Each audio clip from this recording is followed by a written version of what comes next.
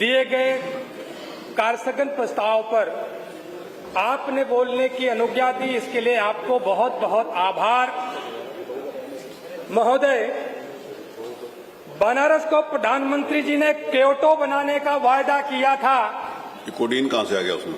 Kyoto. और उत्तर प्रदेश की Bharatiya Janata party की सरकार ने कब सिरप के उस अवैध कारोबार के जरिए बनारस को एक संगठित आर्थिक अपराध का सबसे बड़ा अड्डा बनाने का काम किया है।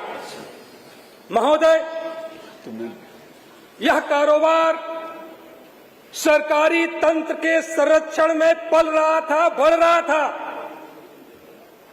और इसकी जड़ें इतनी गहरी जो उत्तर प्रदेश के बनारस से पोषित होकर के प्रदेश के बाहर निकल करके देश के कोने कोने में जाकर के नेपाल, भूटान, बांग्लादेश जैसे देशों में जाकर के भारत की छवि को धूमिल करने का काम कर रहा है।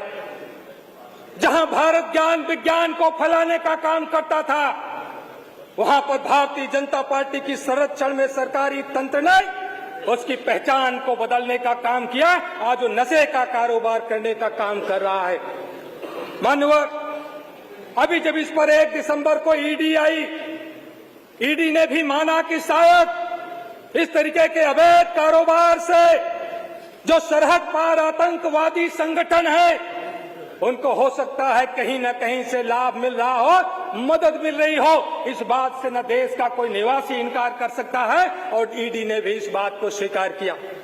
मान्यवर, ये जो अवैध कारोबार करने वाले लोग हैं, कोडीन भैया वाले लोग, ये अपने आप में इतने ताकतवर हैं, अपने आप में इतने ताकतवर हैं, इसका अंदाजा लगाया जा सकता है कि 23 नवंबर 2025 को एक उत्तर प्रदेश सरकार के पूर्व आईपीएस अधिकारी अमिताभ ठाकुर ने डीजीपी उत्तर प्रदेश को एक पत्र लिखा, जिसमें इस बात को कहा था कि जो कोडीन कारोबार का मुख्य आरोपी है शुभम अग्रवाल, अमित सिंह टाटा के संबंधों की जांच जौनपुर के पूर्व सांसद धनंजय सिंह से करा ली जाए। और उसके बाद क्या नतीजा आया? माननीय, जांच तो दूरी की बात रही, और अमिताभ ठाकुर को ट्रेन से उतार करके जबरन 26 साल पुराने मामले में जेल भेजने का काम किया। इससे आप अंदाजा लगा सकते हैं कि कोडीन भैया लोगों की पकड़ कितनी मजबूत है, वो अपने आप में कितने ताकतवर लोग हैं। मान्यवर, इसलिए मैं आपके माध्यम से मैं कहना चाहता हूं, ई रिक्शा में आपकी सबसे बड़ी समस्या क्या है? ब्रेकिंग के बारे में हम बहुत कष्ट उठाते हैं, बहुत ध्यान से गाड़ी चलाते हैं।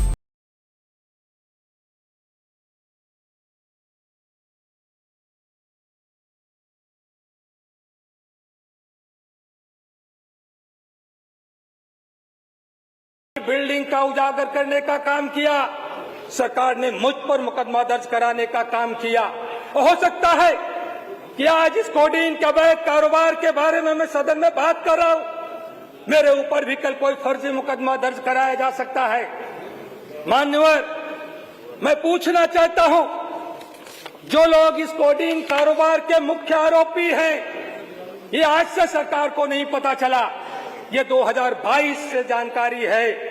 मुख्य आरोपियों में विकास सिंह नरवे, शुभम जायसवाल, अमित सिंह टाटा, आलोक प्रताप सिंह, विभोर राणा, विशाल सिंह, प्रीतम सिंह, दिवाकर सिंह, विशाल उपाध्याय, प्रशांत उपाध्याय, आकाश पाठक जैसे सैकड़ों नहीं 225 से ज्यादा अभियुक्त इसमें अभियुक्त बनाए जा चुके।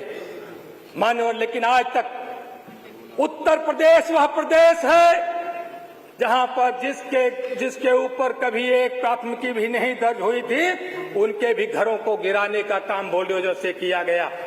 एक छिनेकी का झूठा भी आरोप मिला तो उसकी टांगों में गोली मारने का काम किया गया। ये 225 लोग अभी जो प्रकाश में आए, इनकी टांगों पर गोली नहीं मारी गई, इनके घरों पर बुलडोजर नहीं चलाया गया। जो आलोक सिंह की जो बात आती है, आप सब लोगों ने मीडिया के माध्यम से देखा, जो एसटीएफ का बर्खास्त सिपाही था, यहीं लखनऊ की धरती पर अरबों का मकान, इतनी बड़ी संपत्तियां बनाने का काम किया। और माननीय मुख्यमंत्री जी की सारी फाइनेंशियल इंटेलिजेंस एजेंसी केवल उसका स्वागत और सम्मान करती रही। मुझे ऐसा लगता है कि अगर किसी ने शिकायत भी करी होगी कि आपराधिक कारोबार से सृजित की गई संपत्ति है, तो हो सकता है उसे देख करके सरकार को गौरव की अनुभूति हो गई हो, और इसीलिए जो बुलडोजर उसकी तरफ जाना चाहिए था, वो बुलडोजर का ड्राइवर भी कोडीन के नशे में मस्त हो गया और रास्ता भटक गया। इसलिए माननीय, मैं आप सब लोगों से मैं कहना चाहता हूं, आपके माध्यम से मैं अवगत कराना चाहता हूं कि ये कोडीन कफ सिरप का मामला आज से नहीं, 2022 से सरकार पर सवाल इसीलिए उठ रहे हैं। और इसीलिए मैं बारंबार कह रहा हूं कि सरकार में वो कौन लोग हैं जो इन्हें संरक्षण देने का काम कर रहे हैं। 2022 में कोडीन कफ सिरप के अवैध कारोबार की बात आई थी। एफएसडीए ने जांच कराने का काम शुरू किया था। उत्तर प्रदेश के 50 से ज्यादा जनपदों में अवैध कोडीन कफ सिरप बरामद की गई थी, लेकिन 2022 से आज दिसंबर 2025 चल रहा है। उस समय जांच क्यों रोक दी गई? वो फाइलें कहां लापता कर दी गई? किसे बचाने का प्रयास किया जा रहा है? ये मान्य, और ये सब कुछ फाइलों में दफन होकर के रह गया। और उसके बाद मामला खुलता है, फिर से मामला खुलता है जब लखनऊ की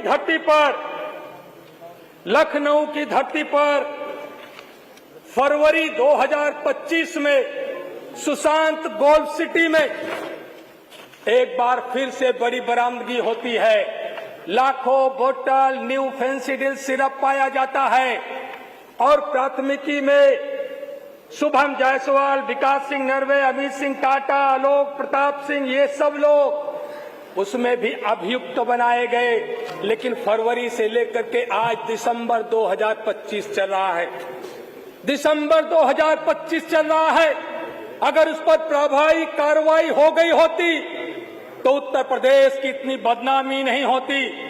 और उत्तर प्रदेश में ऐसे आरोपी जो नाम आ रहे हैं, संगठित अपराध करके इतने बड़े पैमाने पर आर्थिक अपराध का साम्राज्य नहीं खड़ा किया होता।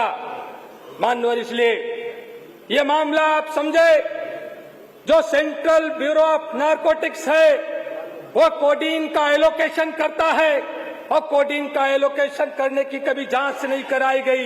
ये केंद्र सरकार से लेकर के उत्तर प्रदेश सरकार तक उसकी जड़ें गहरी है।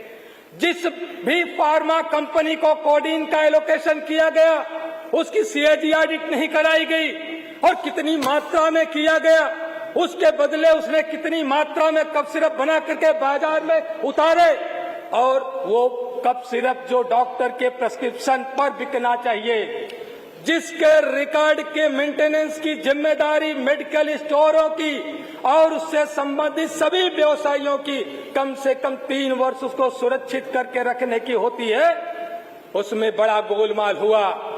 एक फर्म जो विकास जायसवाल जो नाम आ रहा है, जो बनारस की धरती का नाम सुशोभित करने का काम कर रहा है, बनारस की धरती से निकल करके रांची में शैली इंटरप्राइजेज नाम की एक फार्मा कंपनी बनाने का काम करता है, और हिमाचल के सोलन में जो एवोर्ड फार्मा को, मान्यवर आपने 15 मिनट का समय दिया, मान्यवर आपने 10 मिनट का नहीं, आप पूछ लीजिए। मान्यवर 15 आप मिनट पूछ का लो ना समय दिया, उससे, जितना टाइम आप बोलोगे उतना टाइम देंगे, आधा घंटा है, बस 15 मिनट का समय, बाकी बटेगा नहीं। Issue Are you born before 1975? This video is for you. जी मानवर, आपको वो शैली ट्रेडर्स ने एक साथ एवोर्ड फार्मा को 10 करोड़, माननीय मुख्यमंत्री जी के संज्ञान में आ गया होगा, सीधे एक बार में 10 करोड़ बोतल न्यू फेंसिडिल सिरप का ऑर्डर किया गया, और वो पूरी की पूरी आई शैली इंटरप्राइजेज के पास, और वहां से कहां डंप की गई? बनारस की धरती पर माननीय प्रधानमंत्री जी की लोकसभा क्षेत्र में डंप की गई, और उसके बाद वहां से निकल करके नेपाल को, भूटान को और बांग्लादेश को भेजने का काम किया गया। इन लोगों ने पूरे उत्तर प्रदेश नहीं, देश के कोने कोने में डमी फर्मों का निर्माण कराया, डमी फर्मों का रजिस्ट्रेशन कराया। माननीय अध्यक्ष जी, मैं आपका ध्यान का आकर्षण करना चाहूंगा, डमी फॉर्म में इस तरीके आप की दूसरे बनी आदमी का समय ले रहे हैं। प्रयागराज में जी राम जी नाम की एक मेसर्स इंटरप्राइजेज का रजिस्ट्रेशन होता है और ड्रग इंस्पेक्टर जब उसकी जांच करने जाता है कि जी राम जी मेसर्स फर्म कहाँ है, उसने क्या बेचा, तो पाया कि वहां पर तो रामराज अपने ठेले पर पकौड़ा Next. करने का काम कर रहा श्री था। रविदास इस मल्होत्रा। तरीके का मान्यवर, इस तरीके के रविदास कारनामे मल्होत्रा। किए गए। मैं जानना चाहता भी है, हूँ तीन लोग। माननीय आप मुख्यमंत्री पहले जी, बोलेंगे। ऐसे लोगों को मिट्टी में वैसे कब बोलो। मिलाएंगे, जेल की बाद सलाखों आप- के भीतर वो क्यों नहीं गए मान्यवर, इसलिए मैं बैठिए। मांग करता धन्यवाद। हूँ कि ऐसे शिलकी लोगों यादव, को मिट्टी में चलिए मिलाने इनका बंद का करिए काम माइक। कब- चलिए शिलकी यादव, चलिए अभी बताएंगे कब चलेगा। बैठो। मेरा नाम है